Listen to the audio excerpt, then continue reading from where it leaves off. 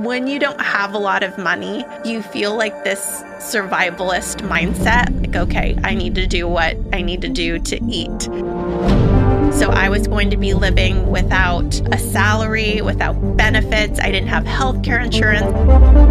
A lot of people being unsure that this was a long-term job. I'm Toni Okamoto, and this is Win the Day with James Whitaker. You're listening to Win the Day with James Whitaker. What we doing live echoes in eternity. Broadcasting from Los Angeles, California. Here's your host, James Whitaker. Let's go! Hey winners, welcome back to Win the Day. If this is your first time here, we sit down with some of the world's true change makers to give you all the tips, tools, and strategies to win the day every day. The quote for this episode comes from Brazilian writer Fernando Sabino and says, "Everything works out in the end. If it hasn't worked out yet, then it's not the end." Joining me in the studio is food blogging legend Toni Okamoto. Toni is the founder of Plant-Based on a Budget, the mega popular website, meal plan, and community that shows you how to break your meat habit without breaking your budget. She's the author of the Plant-Based on a Budget cookbook and the co-host of the Plant-Powered People podcast. Toni also has a regular presence on local and national morning shows across the US and was featured in the popular documentary What the Health. In this episode, we're going to talk about the defining moment that led to her mission, how she built a community of more than 500,000 supporters, why most people struggle to eat healthy, and simple tips to save you money and time with your household nutrition. Before we begin, the right bit of inspiration can completely change the trajectory of someone's life. So if there's a friend or loved one out there who needs to hear this episode or could use some help to win the day, share it with them right now. All right, let's win the day with Toni Okamoto.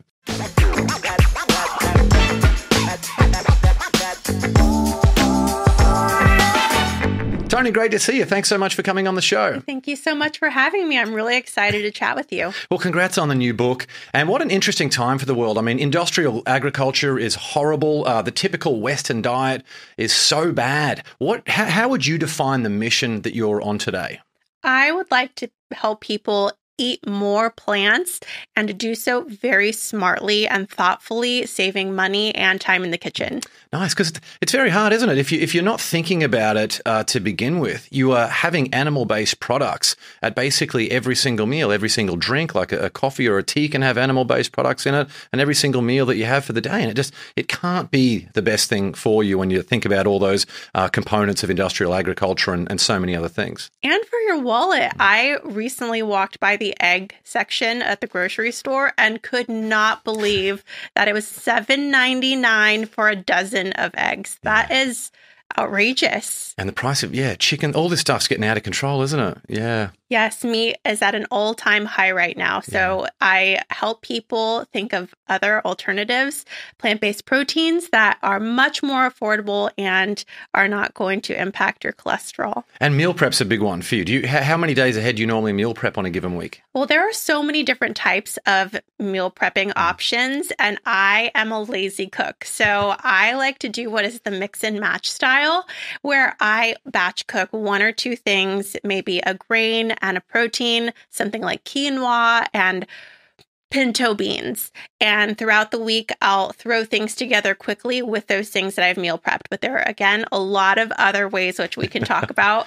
And some people get really, really into their meal prepping with color-coded spreadsheets and everyone knows what they're eating when they're eating it. That's not my style, but I do help people with whatever kind of meal prep they want. Yeah, I've noticed that one of the biggest challenges that gets in the way of healthy eating is just being organized. I mean, if you've got all of the stuff that's sitting there in the fridge or in the pantry, then you can be 3 or 4 days ahead. It means that you're so much more productive with your family, with your business, and just throughout your day without being like, what am I going to cook? Do I really have 30 or 45 minutes to prepare that food, eat that food, and the clean up afterwards? I mean, being organized seems to be one of the biggest keys that you can have to be healthy. And it's going to prevent food waste. I don't know about you, but it is a terrible feeling when I have this beautiful produce that I had all of the best intentions to eat, and then it's soggy and sad, and I have to toss it in the trash, and I feel like I'm throwing my hard-earned money away. Yeah, it's devastating, isn't it? And I think older generations watching this has been a very hotly contested topic in my household and with some family friends recently. I feel like the older generations don't believe in use-by dates and will eat anything no matter what it looks like as well. So the younger generation, we believe in eating food when it's fresh. When you were young, Toni, you lived with your Japanese grandfather and Mexican grandmother. How was that dynamic, and is there a memory or two from your upbringing that's still so vivid for you today? Yes, I really appreciated the diversity of food in my household. And what happened was that my dad was a teenager when I was born, and he went to the Navy. And so I lived with my grandparents for the first part of my childhood. And it was so nice because they were retired and I got their full-time attention. And my grandpa was into the Japanese gardening community in the Central Valley where I'm from. And so he grew a lot of the food that we ate. And I had that hands-on experience of helping him in the garden. And my grandma would prepare that food from scratch. And so that was the foundation of my learning about food. And it wasn't until a little bit later that I began to take on more of a processed diet because my dad came back from the Navy when I was 11 and we lived the bachelor life together. I'm picturing a lot of pizza boxes and things lying around. Yes, my favorites included hot dogs with canned chili, a hamburger helper, some boxed mac and cheese, and you get the picture. But it was tasty, and all that time, I didn't think about how food impacted my health. It was all about how it tasted. It was about how it filled my belly, but never how it would make me feel.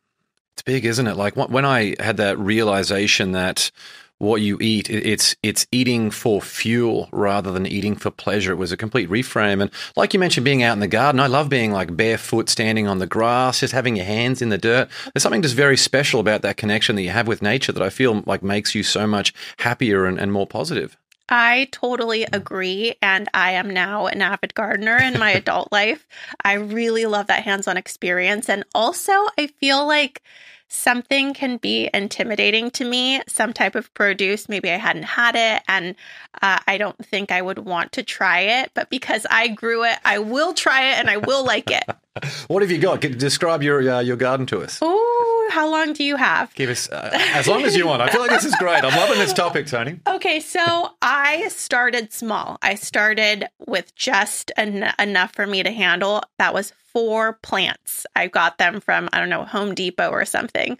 And I planted them and really, really loved how it felt to be in the garden. Not only for the fresh food, but because it made me feel less stressed and it was therapeutic for me. So it quickly turned into 12 garden beds and 12 fruit trees and 12 fruit bushes from buying the neighbor's house as well. And I wish.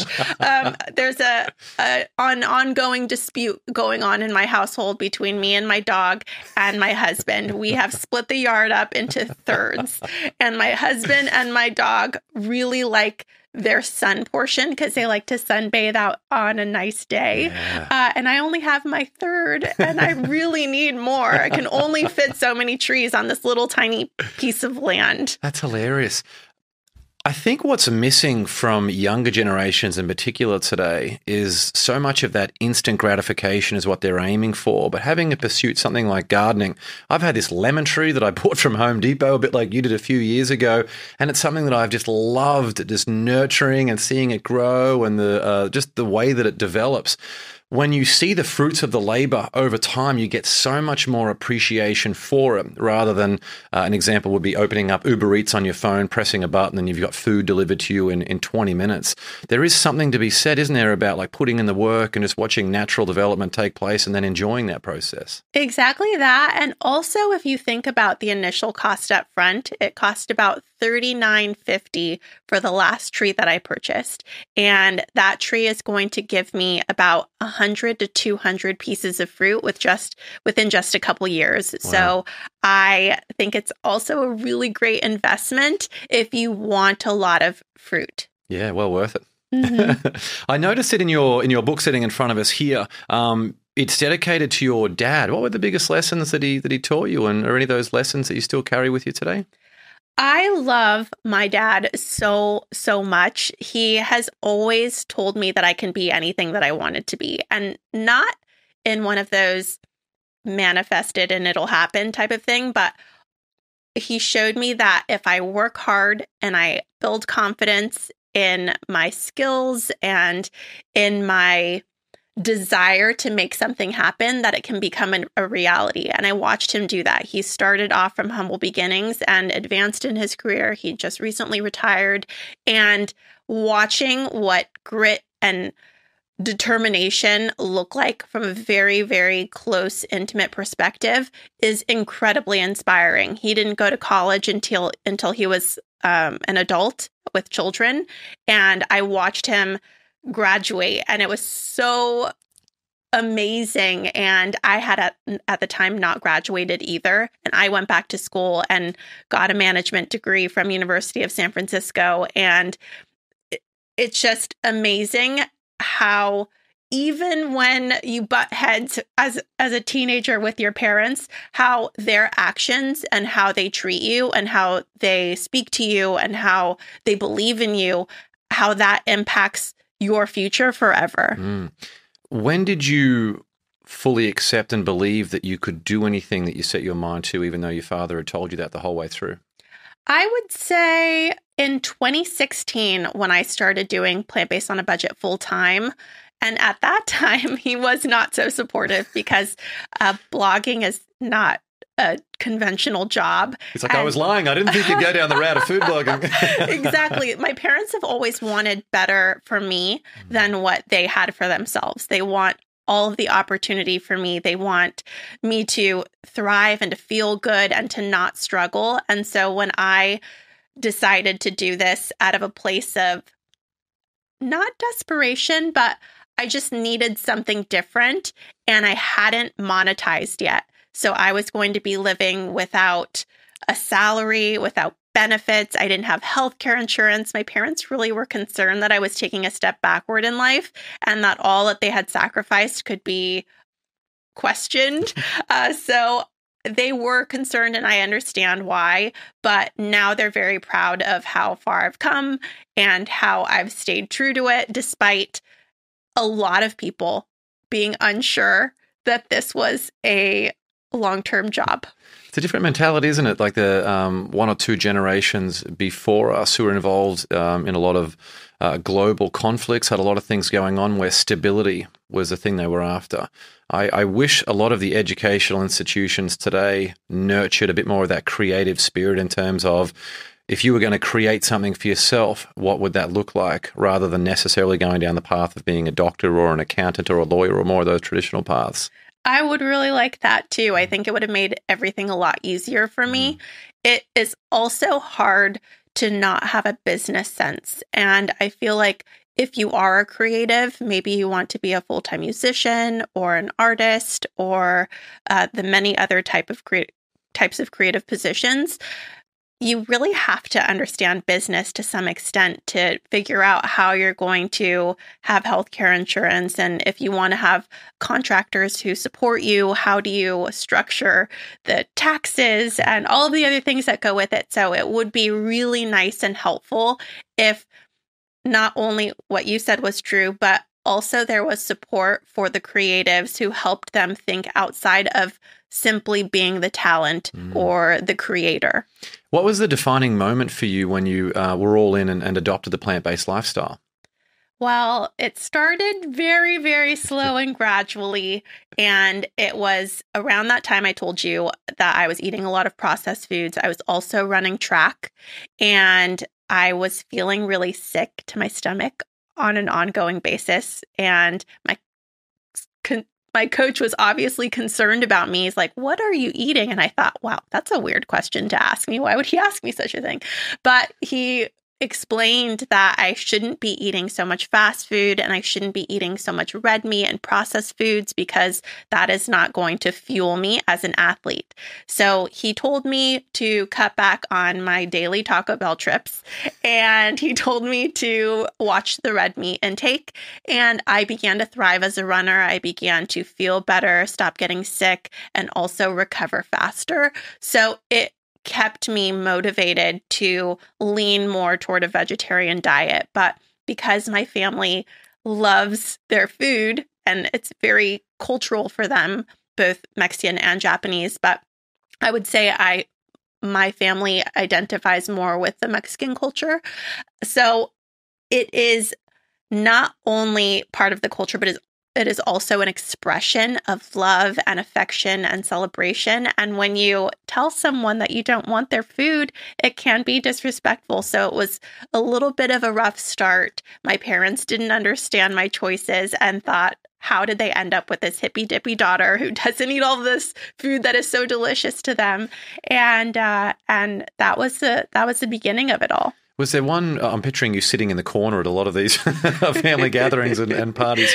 Was there one particular moment that you remember where it might have been a source of tension in the family groups, or was it just an accumulation of a lot of those things? It was accumulation. And I feel like because I understood my why and I had a passion within me, even though that passion has changed in many different ways over the last nearly 2 decades of my life. It is what has kept me going in those moments when I do feel insecure or do feel challenged by my family or friends or some person I don't even know.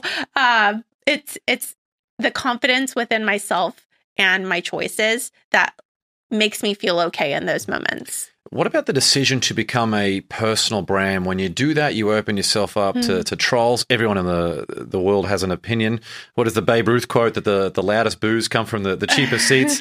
But the world that you're in, the nutrition world, I mean, that is as bad as it gets in terms of people wanting to cut each other down. How did you feel being a recognized authority and personality in that health food, nutrition, plant-based space, knowing that there was all that negative energy that could potentially come after you? It has been a lot of tension for me, especially in the early on years. But now I feel, again, that confidence really propels me forward. And I understand that they may be having a bad day. Maybe someone or something didn't treat them well in that moment or in their lives, and they're looking for an outlet to take it, to let that negative energy be expressed. And so I try not to take it personally, but I have been doing this for 11 years, and 11 years ago, it wasn't as easy as it is now. That criticism that they have of you says more about them than it does about you. I try to believe that. And what about the decision? Like, when did you realize it was going to actually, that you could create a business out of what you were doing? I would like to say in 2016 that's when it all happened. I was laid off from my job, and sometimes the universe gives you a sign. It really did. It really did. And I had a friend who had gotten laid off from her job 1 year prior and started running her food blog full time because of what happened. And she was encouraging me. I thought, well, I don't have any money. I haven't monetized. I don't know. I was already interviewing with other positions, and fortunately and unfortunately, interviewing processes take a long time sometimes. And I was interviewing with one company for 3 months and doing working interviews and all of these different types of things. And I felt like it was getting close, and then I didn't get the job. So I decided, this is it. I'm going to believe in myself. And I really had to talk myself through it. When you don't have a lot of money, you feel like this survivalist mindset, like, okay, I need to do what I need to do to eat and to have a roof over my head. And so it's sometimes conflicting with getting a job that you may not love or following your passion. And I decided to follow my passion. And I would say that I monetized and became in a good position within a year, with a lot of hard work, a lot of hard work. Isn't it amazing how sometimes not getting what you want can be the greatest gift of all? It also teaches you to not live in that sadness for too long. It's good to grieve your losses, but to move forward because something good can be on the other side. Absolutely. What about building a team? I know you've got some people with really defined roles in the business that you run and the community as well. It's interesting, the work that you do. There are a lot of people I've interviewed who very much have a business, but I feel like yours is very much a community focused. The people who run those communities and help run the movement that you're with and your business, what are the key roles, and how did you go about putting those people in place to begin with? As I mentioned, not having a lot of money to start, it makes everything so much harder, especially investments. And knowing when to save and when to spend is a scary, scary thing. And the first time I hired someone, I hired them for 4 hours per week. And she just was a catch-all. She did all of the things I didn't have time to do. And I realized what 4 hours, only 4 hours back into my life felt like. And that's when I knew the opportunities that lied ahead with having a lot of support. So I decided to create a goal of, instead of myself being the creator, I wanted to be the manager. I went back to school around the same time, studied management and business, and decided to think about what the future could be if I was not the sole creator. So I hired, not in this order, but these are the people who are working with me now. I have someone who runs all of my brand relationships, and that means she works with companies who want to sponsor my work. Then I have a full-time photographer, and if you've ever tried to take a photo of your lunch or your breakfast, it is very hard to do. So to do it and make it look really appetizing. So he is extremely talented. He is also the photographer of Plant-Based on a Budget, Quick and Easy, and has an incredible story, which I'm happy to share later. Yeah. The photos in there are incredible. They're awesome. They're really good. Thank you. Thank you. He nailed it. I have people who do social media now, which I'll also say does help my mental health, because they don't take it personally when people don't like my hair or my voice or my face or my hands or whatever it is. So that really relieves a lot of stress, because I don't need to read and respond to all of the comments, especially the negative ones. Yeah, it's nice to have that at arm's length. Yes. And then I do have people who support me and in helping my community by answering all the emails, by running the support group that we have, by moderating all of my inboxes on social media. And so people who are reaching out to me will get an answer, because I have a whole team of people who are supporting me in there. What about growing the community? Were there one or two things in particular that you did that really moved the needle in terms of growing that community as quickly as possible? Consistency is key. Sometimes it can feel like the algorithm is against you. You can feel like, oh, I've nailed it. And then the next day it changes and you have no impressions on your content that you worked so hard to create. And you just need to remember to show up the next day, to continue creating content, even if it feels like no one is watching or looking at it or engaging with it. You never really know. It can go viral in 2 months or in 3 months and bring in a whole new part of your community that you didn't know, that you didn't realize or ever could have imagined. Yeah, I've realized as a content creator a few things around that. First of all, it's almost impossible to predict what video is gonna be a hit. There's so many different aspects of that too. Also, that there's a lot of people watching, even if you don't see them liking or commenting. And I think there's even been a big trend lately. People love scrolling on social media, and they seem to be less likely to want to engage in any capacity. So just because someone didn't hit the like or comment or share button doesn't mean that they didn't consume the content. But if you're not posting, then you're not putting it out there, you're not growing awareness and getting more people into your community and obviously giving them transformations through the meal plans, through the cookbooks and all the other things that you do. That's right. And sometimes I hear from people who don't feel motivated because of the lack of engagement, but engagement is just one measurement. There are so many different ways. Sometimes it can be one email that inspires me, that one person who decided to reach out because they saw something that I created 2 years ago and have made a lifestyle change because of it. So success can be measured in many ways, and often it's not through engagement on your social media. For sure. What are the biggest myths or misconceptions that people have around a plant-based lifestyle?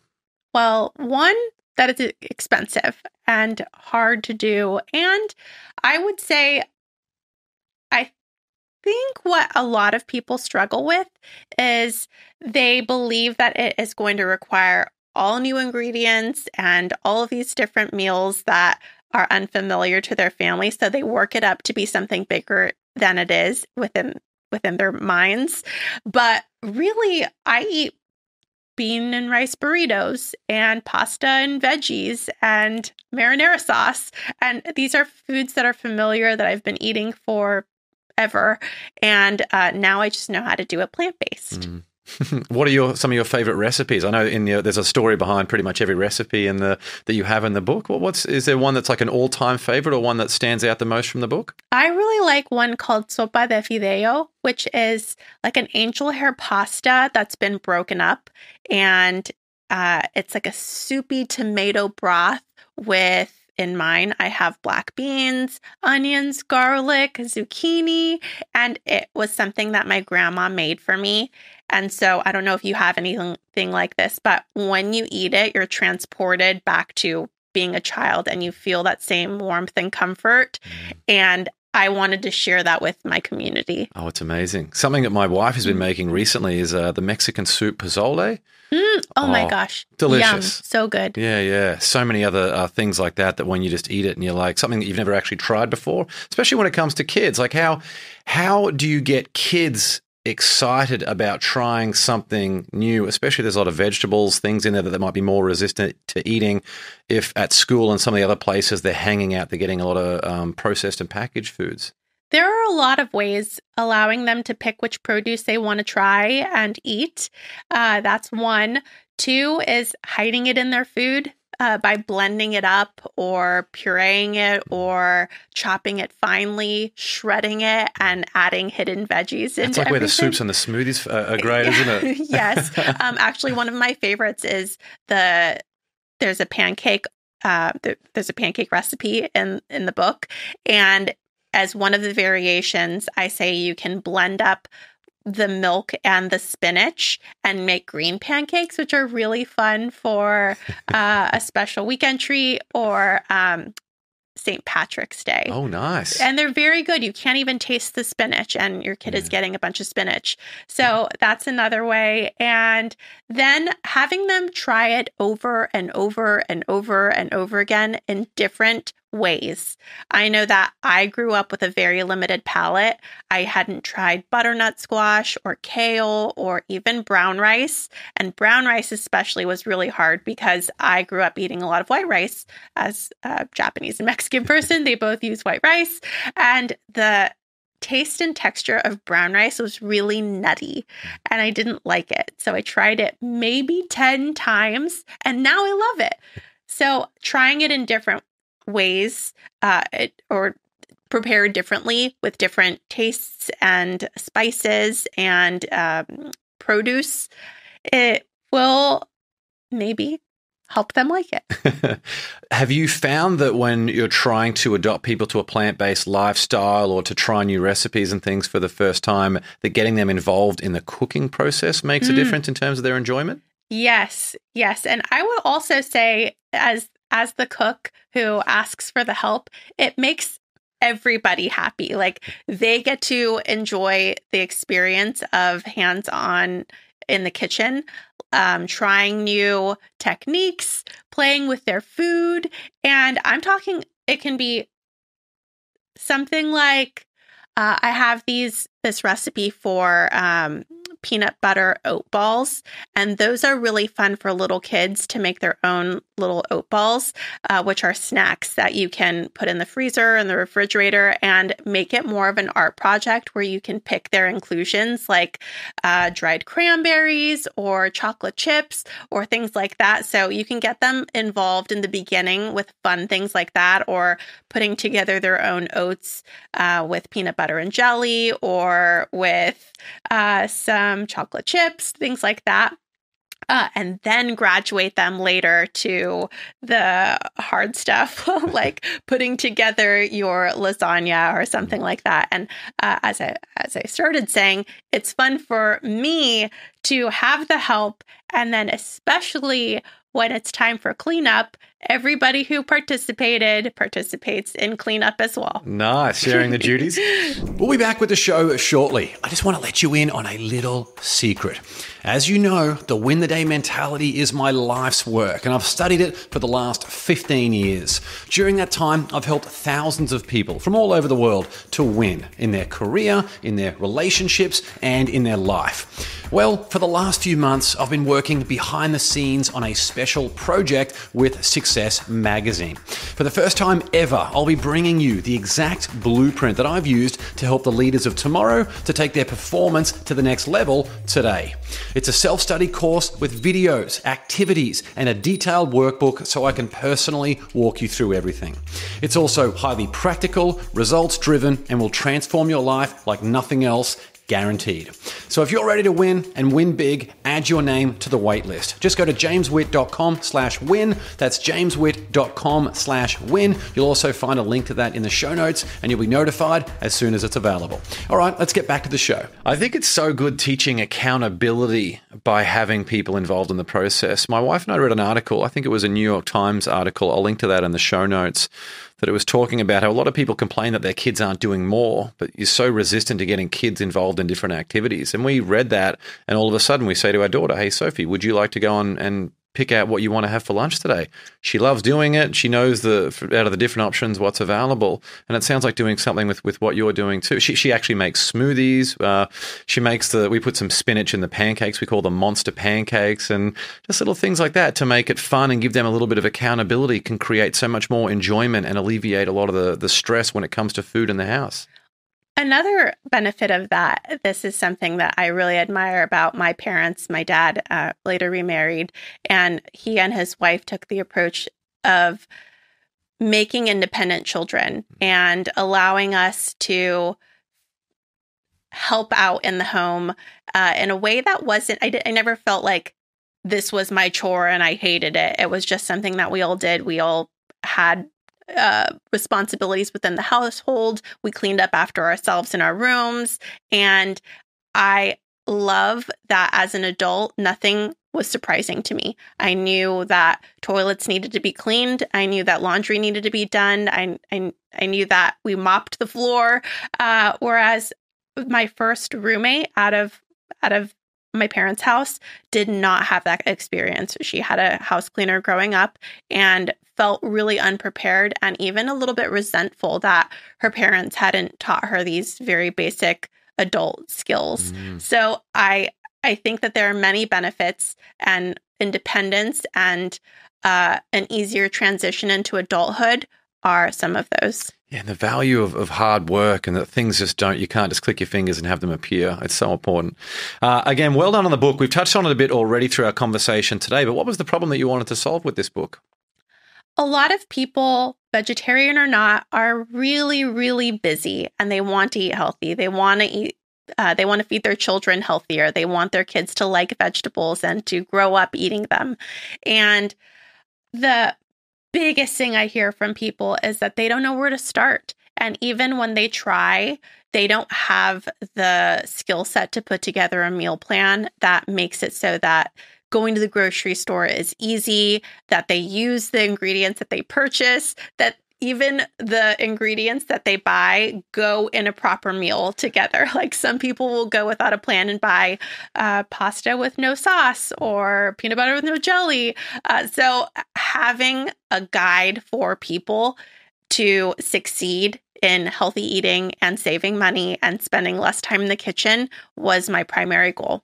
Are there a few staple foods that you incorporate in most of the cooking or most of the recipes from the book? I try to create a diverse amount of dishes so that there is a diversity in produce and that you have a healthy gut microbiome. But there are things that I tend to lean on for affordability, and that's legumes, grains, produce, and all of that has so much within it. And within the proteins, I would say lentils, split peas, different types of beans. I love for grains, quinoa, barley, rice, both brown and white. I can't get rid of my white rice. And then for produce, I think buying what is in season, what is affordable at the grocery store, what you can grow in your own yard, those are all fantastic options. And I try to show both more complex options if you have more time and energy for something like freezing meals or putting together one pot meals. But then I also show quick mix and match options if you wanted to do what I do, which is that big pot of brown rice or big pot of lentils. What about kitchen gadgets? Have you got any favorites? I know you mentioned pressure cooker a bit in the book. What else do you have around the kitchen that just makes your life so much easier? I first want to say, if you don't have any kitchen gadgets, there is no problem with that. My kitchen started out from very humble beginnings. I had hand-me-down everything. All of my Tupperware were reused, like butter containers or jars from pasta sauce. So I totally get that. My knives had been used by my parents for 20 years before they came to me. So I totally get that. But over the years, I have developed more of a professional kitchen. And my favorite things, first, pressure cooker.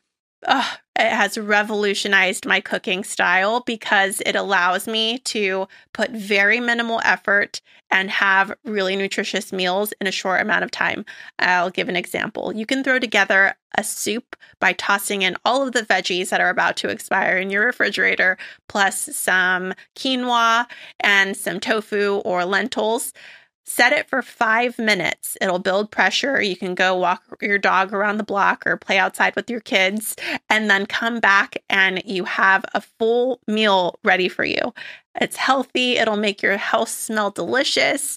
And I know one big fear of pressure cookers for a really long time was that it was going to blow your house up if you leave it on the stove for too long. And with electric pressure cookers, you don't have to worry about that because it just turns off while you're on your walk. So that's the number one. Do you have one? In terms of gadgets around the house? Do you have a pressure cooker? We do. Is that what an Instant Pot is? Yes. We do have one of them, except I think when we renovated recently, it disappeared. It's somewhere. I don't know where it is. So we've gone back to the enamel cast iron ones that we use a bit. I actually just love the basic cast iron skillet as well. I use a fair bit. We recently bought a rice cooker, though. I botched cooking rice a few times in the space of like a week. I was like, what has happened to me all of a sudden? So the rice cooker itself has been fantastic, but we need to get our Instant Pot back. The Instant Pot is also a rice cooker. So, is it really? Yeah, you could have saved me $40. Yep, a slow cooker, a rice cooker. It's a 6-in-1 gadget, and it saves a lot of kitchen space if you are limited in your kitchen space. Oh, nice. That is good. I also think that having a good knife is good. Gonna be overall faster for you to chop through your vegetables. It's going to be safer so that you don't slip and hurt your finger. And it's just much easier, better process when you're cutting through smoothly. I used to think that this is how you cut tomatoes because I had those old knives. But outside of that, a good pot set, pots with lids, I didn't know that was a thing. And so cooking rice used to be really hard for me. I would stack a big pan over a pot so that I could capture the steam when I was cooking rice. But having a decent pot set is now essential for me. Yeah, I love it.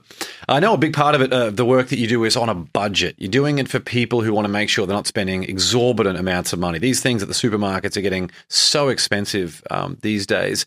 Are there any tricks that supermarkets are playing to get more money when you're there, or are there any tips you have for people to make sure they're not spending so much when they're buying their groceries every week? Oh, yes. This is exactly why meal planning is so important, because it allows you to go with intention, and it makes sure that you're not shopping impulsively. So first, eat before you go to the grocery store. It's going to save you a lot of money. And then when you're there, make sure that you're not falling prey to these beautiful marketing tactics, big sale signs right when you walk in, colorful packaging, and stick to your meal plan. A lot of what you'll see is paid placement, and they make you think that it's the big deal. Say if you're getting a can of beans and there's a specific brand right when you walk in that's $1.50 for these beans. Likely, if you go to the aisle that has the beans and you look all the way around, not only directly in front of you, you will find cheaper beans. And likely that will be this store brand, and you're looking for price per ounce. So be smart, pay attention to the marketing tactics. The big sales are going to be at the aisle caps and right when you walk in, and then again at the cashier, at the cash registers. The other thing is, when you're being rung up, try to pay attention, especially if you're purchasing in bulk, which is what I like to do. I have written the incorrect number many times, or I'll be conversing with the cashier and I will notice that I have been rung up for something different and I'm spending more money. So paying attention is also key. Yeah, it adds up, doesn't it? Yes. What about anytime I go to the supermarket, I found it can be very hard with a lot of the sneaky labeling and marketing tactics that a lot of companies use, not just plant-based stuff. I mean, all of them at the supermarket. It's very hard to find out sometimes what's actually healthy for you versus what's not. Are there any things that you try and steer clear of, or are there some things that you prefer to make at home rather than buying at the store because they have a tendency to have more filler ingredients? I tend to eat more of a whole foods plant-based diet. So a lot of what is in the cookbook will be fresh foods, legumes, grains, and things like that. But when I'm looking for, we'll say, even a can of beans, I'm looking for low sodium or no sodium if that's an option. When I'm looking at my tomatoes or marinara sauce, say I don't want to make a marinara at home, I'm buying marinara sauce at the grocery store, I'm looking for low sugar, low sodium, if possible, low oil. And those are the healthier options. And it's not just money that you're saving with all the work that you do, it's helping people save time. Is there anything specific that we haven't spoken about already that can really help people to save a lot of time when it comes to all of their food prep? Yes, you can put a lot of thought. Again, it's not only about meal prepping, it's putting in the work and using the time very efficiently and maximizing the efficiency in the kitchen. Some of those are when you're cooking, if you double your batch, you can have leftovers for the rest of the week. And my style of eating leftovers is, say you make a big pot of soup. You're going to hate your soup in 7 days if you've eaten it every day. So I like to make it really bland on the first day. And then every day following, I just ladle out my portion and then I flavor it differently. I'll put hot sauce and lemon juice. I'll put some hickory smoke, or I'll put nutritional yeast, or just vary it up. And it'll be a different experience every time. And you can even toss in some frozen vegetables for different texture and variation. Yeah, I love that. A lot of people say it's all right for so-and-so, they have the money to be able to eat healthy. What are the biggest reasons that people can't actually eat healthy, or that are stopping people from eating healthy? I would say it's a lack of planning and also a lack of education in food preparation and cooking. I lived under the poverty line for a very long time, actually until shortly after starting my business, I lived under the poverty line. I was making about $28,000 per year and then $34,000 per year when I got a raise. And it can be a challenge. It can feel overwhelming to go to the grocery store and not have a lot of money. So, what again has saved me is meal planning. When I started Plant-Based on a Budget, I was originally creating only recipes that I felt were budget focused. But when I talked to the people who were really, really concerned about it not being enough and not making ends meet from the beginning of the week to the end of the month or the beginning of the month to the end of the month, teaching them how to use food that's going to last, how to buy things that were going to not expire quickly, how to look for ingredients like cabbages and onions and carrots that have a longer lifespan, and then what to do with those was the key. And I created these meal plans that they were the first thing to ever go viral for Plant-Based on a Budget. And they showed people how, at the time, you could eat for $25 per week for 7 days per person. And now I say that they last it would be about a $35 budget. But still, that's dramatically cheaper than what a lot of people are eating. And it only requires a little bit of planning upfront. Mm-hmm. But people who aren't organized or don't have the education, they're going to get some takeaway food. Mm-hmm. By the time you factor in tax and tip in America, it adds up. It's an extraordinary amount of money compared to how cheap you can make it at home. Exactly. And that's something that I hear about all the time. Well, the dollar menu is so inexpensive, but I personally can eat 3 things off of the dollar menu. And if I were making it at home, I could be spending about $1.50 on my meal. What about the creative process when it came to your book? How fun was that, trying out new recipes and trying to figure out what you wanted to include? It's very fun for the first part when it's in my kitchen and I get to play with things. But then it goes into another phase of recipe testers. I work with 100 recipe testers to go through all of my recipes and provide feedback. Every recipe is tested by 5 different people, and these people are so diverse. Some of them have never cooked. Some of them are expert chefs. Some of them live in the middle of the country in a tiny town where there's a Walmart an hour away, where someone else has a Whole Foods across the street. So it was really fun, but also really tough to receive some of the feedback on the recipes. And that's, I would say, both the most fun and also brutal part of creating recipes for a cookbook. Waiting to get your test results. Yes. Going back, we actually don't like her food whatsoever. It's like, what is going on in that part of the country? My harshest feedback came from my mother-in-law, who is the sweetest person. I love her so much. And she said that something was so inedible that she couldn't even give it to her dogs, that she had to throw it outside for the insects to eat. That is what she said. So off the Christmas card list with comments like that. I know. You're fired. That's hilarious. When it comes to raising awareness of introducing more plant-based foods into people's lives, obviously there's a lot of work that can be done at like an industrial corporation level. I love all the work that you're doing at an individual level. Where do you see all of this stuff evolving in the next sort of 5 or 10 years? Well, I've already seen it evolve dramatically. I've been vegan for 16 years now.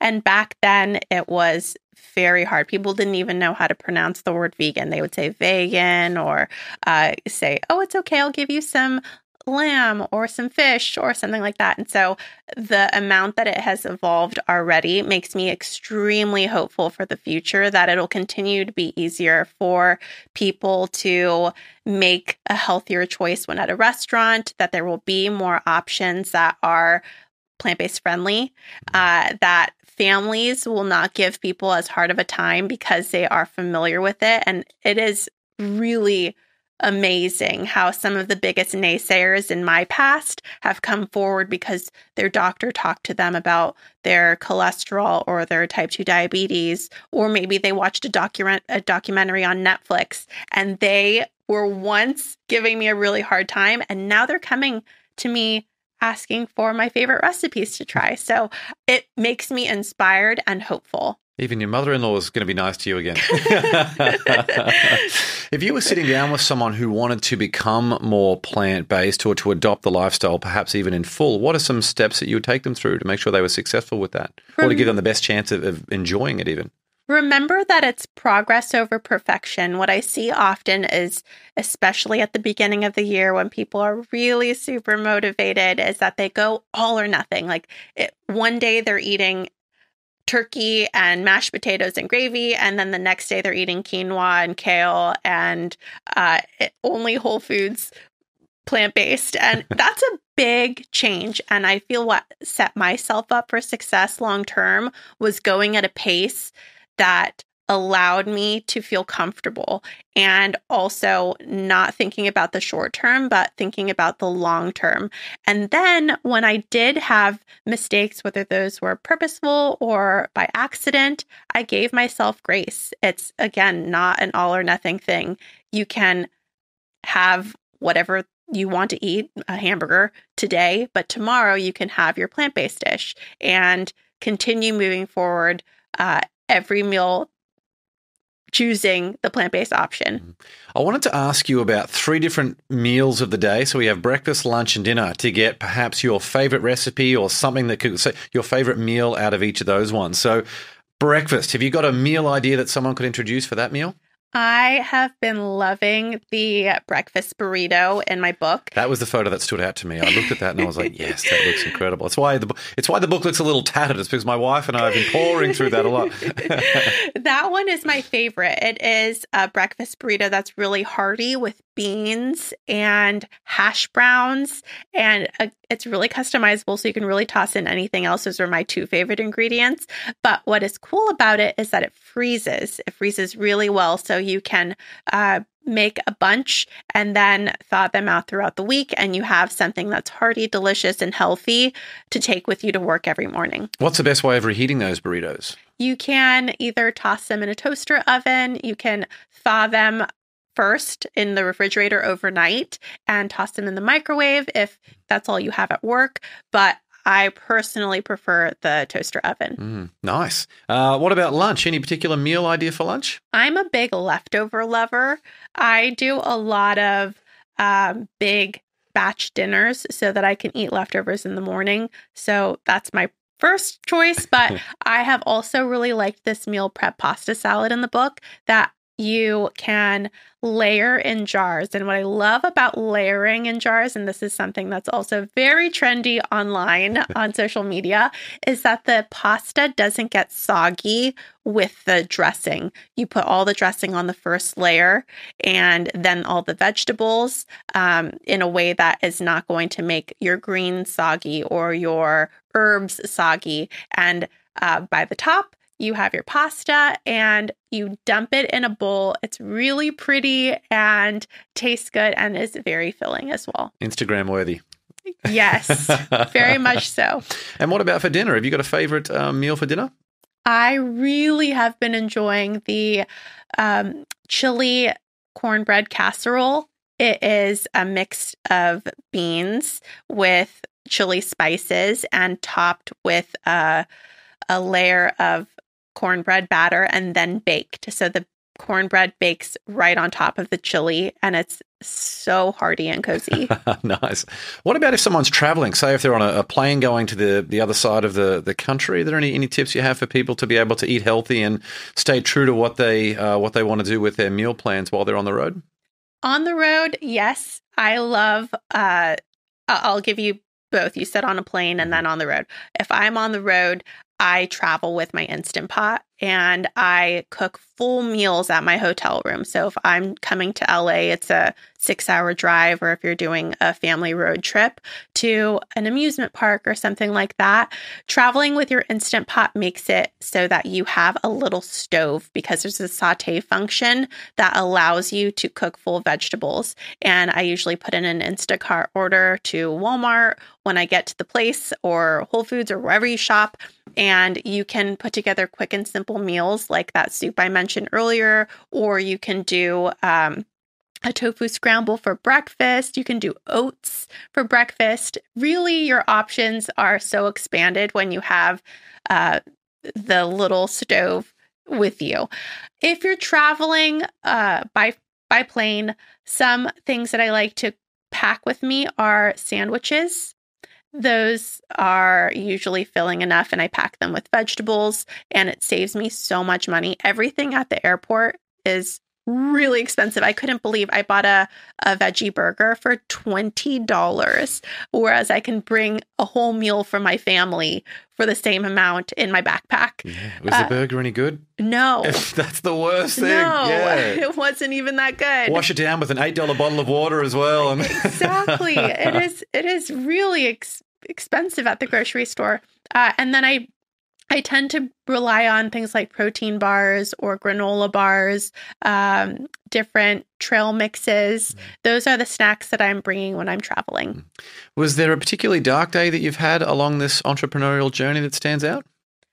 A dark day. I would say a full year of my life was dark, and that was in 2020. It was a really harsh environment to live in the internet. Like, I spend so much time online, and having a pandemic, having the Black Lives Matter conversation ongoing, having the vaccine, no vaccine conversation ongoing. It was just a very polarized place to be. And people were so passionate. And again, it was an outlet for people to express themselves, even at a recipe. Like if you were having a bad day and you saw a recipe you didn't like, you really let that recipe have it. And so a lot of 2020 for creators was very, very hard on social media because of the hostility online. Even when you don't respond to a comment, the negative energy that you can absorb, even if you're consciously like, look, I'm not going to let that affect me, but you can feel it. There are cells inside you that just can retain that. It can be really difficult, right? Yes. And in certain communities, people also expect you to take a stance on everything. Like every time there's something big in the news, people reach out to me and say, well, what is your opinion on this? You should make a statement. And I can't make a statement on everything. And also, I just don't know. Like some things are so nuanced and I don't know enough, or it's also not food related. And that's what my business is. So it's a lot of pressure. And it was especially hard in 2020. Yeah. To say I do not have enough information to make an informed opinion.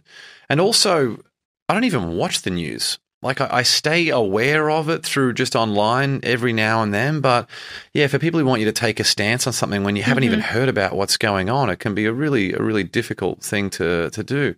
And all you do is get wrapped up in the energy of whatever's hot right now, rather than focusing on bringing in the energy that you actually want to have for your community and to play the long game for yourself.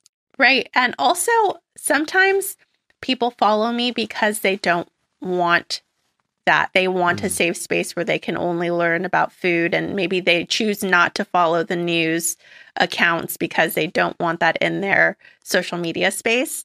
And for me to then insert these topics and maybe alienate some people as well, someone's going to be offended by what I say on either side. It just seems counterproductive to me. I love looking up recipes. When it comes to news, I've never left a news browsing session and thought, wow, I feel so vibrant and full of positive energy after what I've read. It's always horrible. Last question before we move into the rocket round. On your best day, what's an affirmation that you would write on a flashcard that you could show yourself on your worst day? That is a good question. Let's see. I would say you can be anything you want to be. And I even though I've been told this my whole life, sometimes when things get overwhelming, or I will say even right now with this book coming out, I have some lofty goals and people want me to be prepared for the worst. and their intentions are very good. They want me to be prepared and stay grounded. But I feel like they're putting their negative energy on me. And so I wish every day that I write this down for myself and say, you can do whatever you want to do. You can be whoever you want to be, just so that while the world is saying, it's okay if you don't make your goal, I can still know that it's possible, and I believe it so much. The process of recommitting to what you want and who you are every single day. Yes. Love it.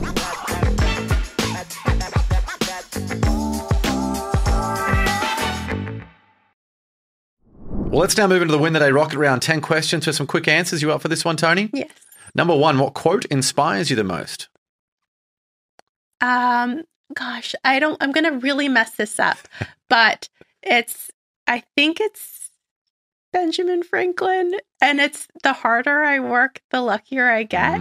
Is that Benjamin Franklin? I maybe. Yeah, I can't remember. I'm definitely very familiar with the quote as well. Okay. It's one of my all-time favorites. It's so good. It's a great one. It's so true. There's just, without the purposeful action and consistency, like you already mentioned today, it's such a big one. But people want the result without putting in all the work to get there. Number 2, morning coffee or evening wine? I don't drink coffee and I don't drink wine. Both and neither is the most popular answers. So all good. Number 3, what's one bit of advice you would give your 18-year-old self? Other people's opinions of you don't matter. Number 4, what book do you gift the most apart from your own? Atomic Habits. By James Clear. Yeah, great book. Number 5, was there a vulnerability you once hid within that became your superpower? I have always been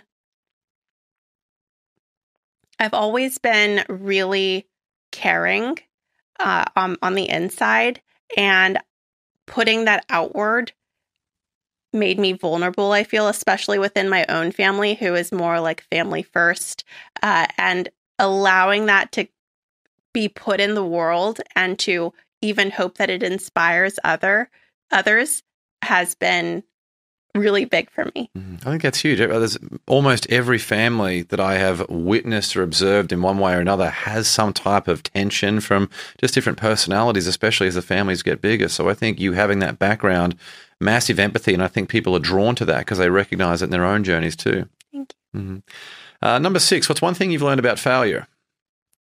Is that you can get back up and keep going. Number 7, if you could sit on a park bench and have a conversation with someone alive or dead, who would it be? I would choose to speak with Barack Obama. What would you say? Thank you. Number 8, what tool or resource best helps you run your life or your business? Tool or resource? I am grateful for social media. Instagram has allowed me to reach so many people and be very deeply connected with individuals who I would never, ever know otherwise. What's the big social platform for you at the moment? It's Instagram. Still Instagram? Yeah, awesome. Number 9, share one thing on your bucket list. I would love to go to Egypt. Nice. And last question, number 10, what's one thing you do to win the day?